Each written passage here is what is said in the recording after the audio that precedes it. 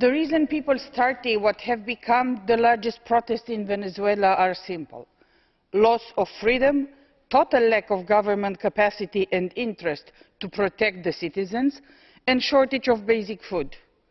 Instead of taking care of the needs of its people, the government decided to retaliate, and this resulted, until now, in 13 people dead, more than 70 injured and hundreds detained. ALDE strongly condemns the acts of violence that led to so many deaths and so much pain.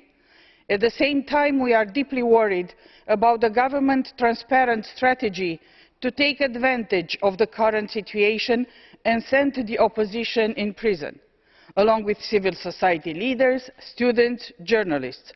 It is time that the Venezuelan government take responsibility for its own huge mistakes and act accordingly. Considering everybody else guilty is not working anymore, and this is why people are on the streets.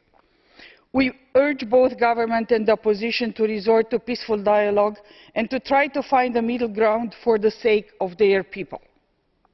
At the same time, as a media rapporteur of this Parliament, I am also very concerned about reports on media and web censorship, as well as limited access to blogs and social networks.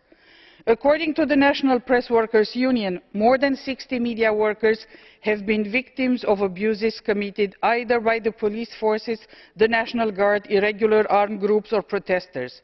It is the duty of the government to bring such practices to an end, to investigate and sanction. I remind President Maduro and the Venezuelan government that ensuring a free and independent media and a functional political opposition are fundamental for a country that wants to be called democratic. Thank you. Thank you very much.